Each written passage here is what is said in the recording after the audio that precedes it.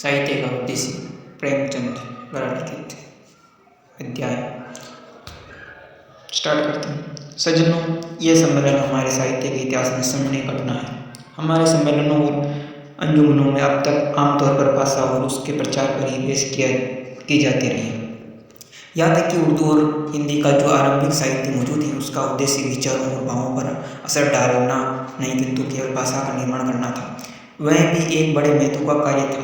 जब तक भाषा एक स्थायी रूप नहीं प्राप्त कर ले, उसे विचारों और भावों को व्यक्त करने की शक्ति ही कहाँ से आएगी। हमारी भाषा के पायनियरों ने, रास्ता साफ करने वाले ने हिंदुस्तानी भाषा का निर्माण करके जाति पर जो एहसान किया है, उसके लिए हमें उनके कर्तव्य न हो तो ये हमारी कर्तव्यता हो। भाषा साधन है, साध्य नहीं। अब हमारी भाषा ने वे रूप प्राप्त कर लिया है जो हम भाषा से आगे बढ़कर भाव की ओर ध्यान दें और इस पर विचार करें कि जिस उद्देश्य से यह निर्माण कार्य आरंभ किया गया था, वह क्यों कर पूरा हो।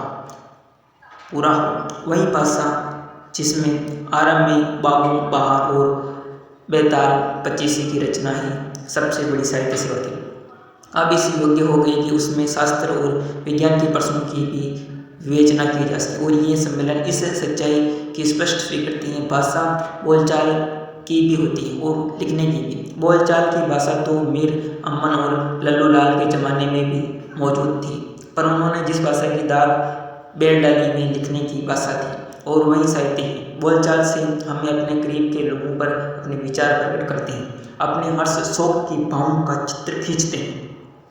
साहित्यकार वही काम लेखनी द्वारा करता है। हाँ, उसके श्रोताओं की प्रीति बहुत विस्तृत होती है और अगर उसके बयान में सच्चाई है तो शताब्दियों और युगों तक उसकी रचनाएं हद्दों को प्रकट करती रहती हैं। परंतु मेरा अभिप्राय यह नहीं कि जो कुछ लिख दिया जाए वह सबका सब साहित्य है। साहित्य उसी रचना को कहेंगे जिसमें कोई सच्चाई प्रकट की गई हो, जिसकी भाषा प्रौढ़, प्रेमार्जित और सुंदर हो, जिसमें दिल और दिमाग पर असर डालने का गुण हो। और साहित्य में ये गुण पूर्ण रूप में उसी अवस्था में उत्पन्न होता है जब उसमें जीवन की सच्चाइयाँ और अनुभूतियाँ व्यक्त की गई हो।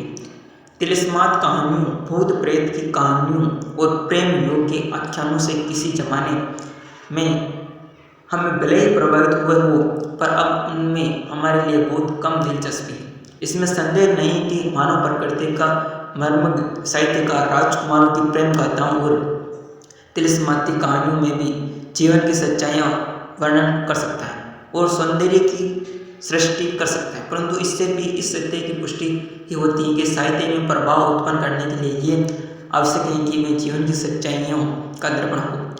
फिर आप उस जिस चौखट में चाय लगा सकते हैं। चिड़े की कहानी और उल्लू बुलबुल की दास्तान भी उसके लिए उपयुक्त हो सकती है। साहित्य की बहुत सी परिभाषाएं की गई, पर मेरे विचार से उसकी सर्वोच्चतम परिभाषा जीवन की आलोचना है। चाहे वह निबंध के रूप में हो, चाहे कहानियों के या काव्य की, उसे हमारे जीवन की आलोचना और व्याख्यान करनी चाहिए।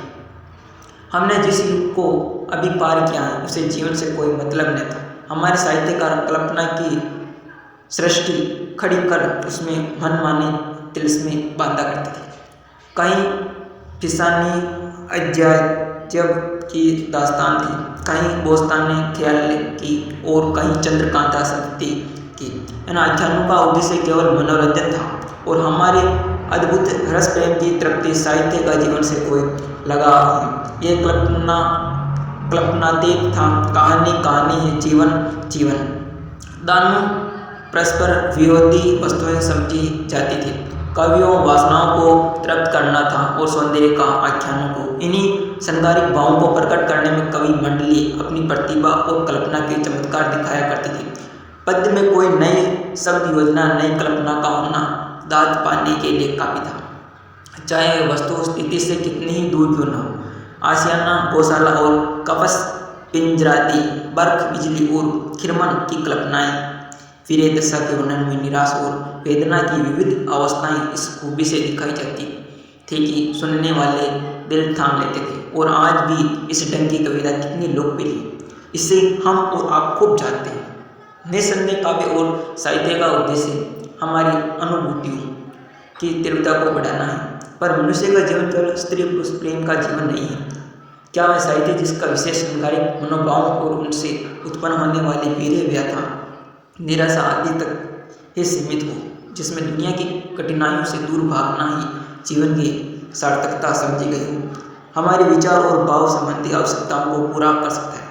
शृंगारिक मनोभाव मानव जीवन का एक अंग मात्र है और जिस साहित्य का अधिकांश इसी से संबंध रखता हो वह उस जाति और उस युग के लिए गर्व करने की वस्तु नहीं हो सकता और न उसकी सुरुचि का ही परिणाम हो सकता है। क्या हिंदी और क्या उर्दू, कविता में दोनों की एक ही हालत थी। उस समय साहित्य और काव्य के विषय में जो लोक रुचि थी उसके प्रभाव से अलिप्त रहना सहज नहीं था। सराहना और कद्रदानी की हवस तो हर एक को होती है। कवियों के लिए उनकी रचना ही जीविका का साधन थी और कविता की कद्रदानी रसियों अमीरों के सिवा और कौन कर सकता है। हमारे कवियों को साधारण जीवन का सामना करने और उसकी सच्चाइयों से प्रभावित होने के लिए या तो अवसर ही नहीं थे या हर छोटे बड़े पर कुछ ऐसे मानसिक गिरावट छाई हुई थी। मानसिक और बौद्धिक जीवन रह ही नहीं गया था। हमें इसका दोष उस समय के साहित्यकारों पर ही नहीं रख सकते। साहित्य अपने काल का प्रतिबिंब होता है। जो भाव और विचार लोगों के हृदयों को स्पंदित करते हैं वही साहित्य पर भी अपनी छाया डालते हैं। ऐसे पतन के काल में लोग या तो आशिकी करते हैं या अध्यात्म और वैराग्य में मन रमाते हैं। जब साहित्य पर संसार की नश्वरता का रंग चढ़ा हो और उसका एक एक शब्द नैराश्य में डूबा, समय की प्रतिकूलता के रोने से भरा और श्रृंगारिक भाव का प्रतिबिंब बना हो, तो उसे समझ लीजिए कि जाति जड़ता और हास के पंजे में फंस चुकी है और उसमें उद्योग तथा संघर्ष का बल बाकी नहीं रहा। उसने ऊंचे लक्ष्यों की ओर से आंखें बंद कर ली और उसमें से दुनिया को देखने समझने की शक्ति लुप्त हो गई है। परंतु हमारी साहित्यिक रुचि बड़ी तेजी से बदल रही है। अब साहित्य केवल मन बहलावे की चीज़ नहीं है, मनोरंजन के सिवा उसका और भी कुछ उद्देश्य है। अब वह केवल नायक नायिका के संयोग वियोग की कहानी नहीं सुनाता, किंतु जीवन की समस्याओं पर भी विचार करता है और उन्हें हल करता है। अब वह स्फूर्ति या प्रेरणा के लिए अद्भुत आश्चर्यजनक घटना नहीं ढूंढता और नए अनुप्रास का अन्वेषण करता है, किंतु उसे उन प्रश्नों से दिलचस्पी है जिनसे समाज या व्यक्ति प्रभावित होते हैं। उसकी उत्कृष्टता की वर्तमान कसौटी अनुभूति की वह तीव्रता है जिससे वह हमारे भावों और विचारों में गति पैदा करता है। नीति शास्त्र और साहित्य शास्त्र का लक्ष्य एक ही, केवल उपदेश की विधि में अंतर है। नीति शास्त्र तर्कों और उपदेशों के द्वारा बुद्धि और मन पर प्रभाव डालने का प्रयत्न करते हैं। साहित्य ने अपने लिए मानसिक अवस्था और भावों का क्षेत्र चुन लिया है। हम जीवन में जो कुछ देखते हैं या तो कुछ हम पर गुरुजी या तो हम पर गुजरती है, वही अनुभव और छोटी कल्पना में पहुंचकर साहित्य सृजन की प्रेरणा करती है। कवि या साहित्यकार में अनुभूति की जितनी तीव्रता होती है उसकी रचना उतनी ही आकर्षक और ऊंचे दर्जे की होती है। जिस साहित्य से हमारी सुरुचि न जागे, आध्यात्मिकता और मानसिक तृप्ति न मिले, हमसे शक्ति और गति न पैदा, हमारा सौंदर्य प्रेम में जागृत हो, तो हमें सच्चा संकल्प और कठिनाइयों पर विजय पाने की सच्ची दृढ़ता नहीं उत्पन्न करे, वे आज हमारे लिए बेकार है, वे साहित्य कहलाने का अधिकार नहीं है। पुराने जमाने में समाज की लगाम मजहब के हाथ में थी। मनुष्य की आध्यात्मिक और नैतिक सभ्यता का आधार धार्मिक आदेश था और वह भेद था, प्रलोभन से काम लेता था। पुण्य पाप के मसले उसके साधन थे। अब साहित्य ने यह काम अपने जिम्मे ले लिया और उसका साहित्य साधन सौंदर्य प्रेम, वह मनुष्य में इसी सौंदर्य प्रेम को जगाने का प्रयत्न करता है। ऐसा कोई मनुष्य नहीं जिसमें सौंदर्य की अनुभूति हो। साहित्यकार में यह वृत्ति जितनी ही जागृत और सक्रिय होती है, उसकी रचना उतनी ही प्रभाव में होती है। प्रकृति निरीक्षण और अनुभूति की तीक्ष्णता की बदौलत उसके सौंदर्य बोझ में इतनी तीव्रता आ जाती है कि जो कुछ असुंदर है, अभद्र है, मनुष्यता से रहित है, वह उसके लिए असाया हो जाता है। उस पर वह शब्दों और भावों की सारी शक्ति से वार करता है। यूँ कहिए कि वह मानवता, दिव्यता और भद्रता का बाना बांधे होता है।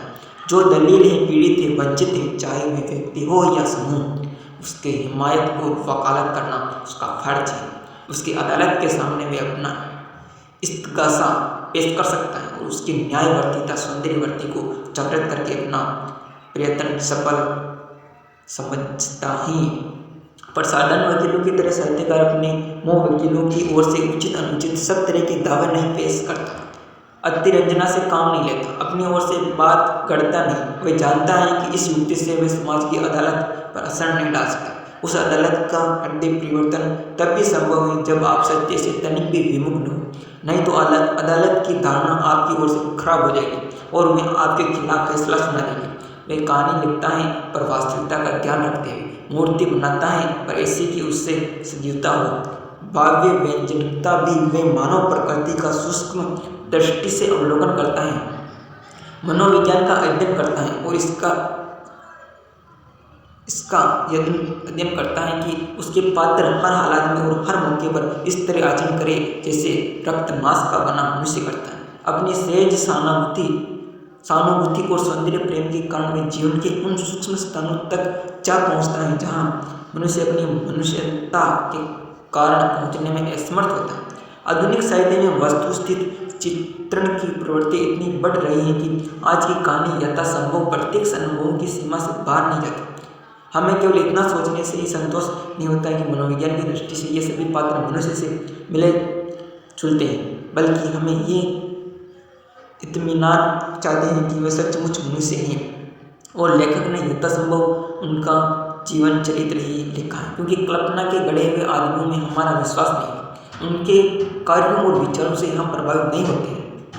हमें इसका निश्चय हो जाना चाहिए कि लेखकों ने जो सृष्टि की है वे प्रत्यक्ष अनुभवों के आधार पर की है और वे अपने पात्रों की जबान से खुद बोल रहे हैं। इसलिए साहित्य को कुछ समालोचकों ने लेखक का मनोवैज्ञानिक जीवन चरित्र कहा। एक ही घटना या स्थिति से सभी मनुष्य समान रूप में प्रभावित नहीं होते। हर आदमी की मनोवृत्ति और दृष्टिकोण अलग है। रचना कौशल इसी में है कि लेखक जिस मनोवृत्ति या दृष्टिकोण से किसी बात को देखे, पाठक भी उससे सहमत हो जाए, यही उसकी सफलता है। इसके साथ ही हम साहित्यकार से ये भी आशा करते हैं कि वह अपनी भव्यता और अपने विचारों की विस्मृति से हमें जागृत करे, हमारी दृष्टि तथा मानसिक प्रीति को विस्तृत करे। उसकी दृष्टि इतनी सूक्ष्म, इतनी गहरी और इतनी विस्तृत हो कि उसकी रचना से हमें आध्यात्मिक आनंद और बल मिले। सुधार की जिस अवस्था में वे हो, उससे अच्छी अवस्था आने की प्रेरणा हर आदमी में मौजूद रहती है। हम अपनी जो कमजोरियां हैं वे मर्ज की तरह हमसे चिपटी हुई हैं। जैसे शारीरिक अवस्था एक प्राकृतिक बात है और राग उसका उल्टा, उसी तरह नैतिक और मानसिक स्वास्थ्य भी प्राकृतिक बात है। हमें मानसिक तथा नैतिक गिरावट से उसी तरह संतुष्ट नहीं रहती जैसे कोई रोगी अपने रोग से संतुष्ट नहीं रहता। जैसे हमें सदा किसी चिकित्सक की तलाश में रहता है, उसी तरह हम भी इस फिक्र में रहते हैं कि किसी तरह अपनी कमजोरियों को परे फेंक कर अधिक अच्छे मनुष्य में। इसलिए हम साधु फकीरों की खोज में रहते हैं, पूजा पाठ करते हैं, बड़े गुरु के पास बैठते हैं, विद्वानों के व्याख्यान सुनते हैं और साहित्य का अध्ययन करते हैं। और हमारी सारी कमजोरियों की जिम्मेदारी हमारी कुरुचि और प्रेम भाव से वंचित होने पर है। जहाँ सच्चा सौंदर्य प्रेम है, जहाँ प्रेम की विस्तृति है, वहाँ कमजोरियाँ हैं कहाँ रह सकती हैं। प्रेम ही तो आध्यात्मिक भोजन है और सारी कमजोरियाँ इसी भोजन के न मिलने अथवा दूषित भोजन के मिलने से पैदा होती हैं। कलाकार हमें सौंदर्य की अनुभूति उत्पन्न करता है और प्रेम की उष्णता, उसका एक वाक्य, एक शब्द, एक संकेत इस तरह हमारे अंदर जा बैठता है कि हमारा अंतःकरण प्रकाशित हो जाता है। पर जब तक कलाकार खुद सौंदर्य प्रेम से छक कर मस्त न हो, उसकी आत्मा स्वयं उस ज्योति से प्रकाशित न हो, वे हमें ये प्रकाश क्यों कर दे सकते हैं। प्रश्न ये है कि सौंदर्य है क्या वस्तु? प्रकट ये प्रश्न निरर्थक सा मालूम होता है कि क्योंकि सौंदर्य के विषय में हमारे मन में कोई शंका संदेह नहीं है। हमने सूरज का उगना और डूबना देखा है, उत्साह और संध्या की ललिमा देखी, सुंदर सुगंध भरे फल देखे, मीठी बोलियां बोलने वाली चिड़िया देखी, कल कल निदानी नदियाँ देखी, नाचते हुए झरने देखे। यदि सौंदर्य है, इन दृश्यों को देखकर हमारा अंतःकरण क्यों खिल उठता? इसलिए कि इनमें रंग या ध्वनि का सामंजस्य, बाजुओं का स्वर सामनी अथवा मेल संगीत की मोहकता का कारण है। हमारी रचना ही तत्वों के समानुपाती में संयोग से है। इसलिए हमारी आत्मा सदा उसी समय की सामंजस्य की खोज में रहती है।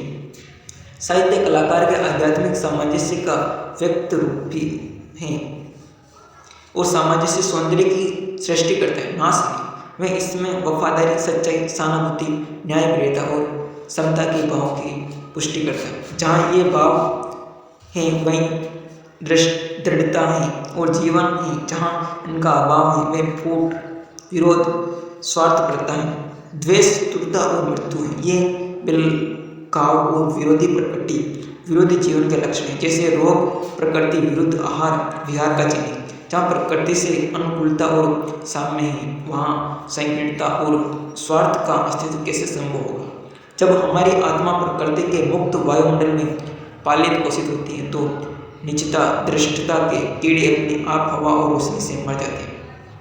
प्रकृति से अलग होकर अपने को सीमित कर लेने से ही ये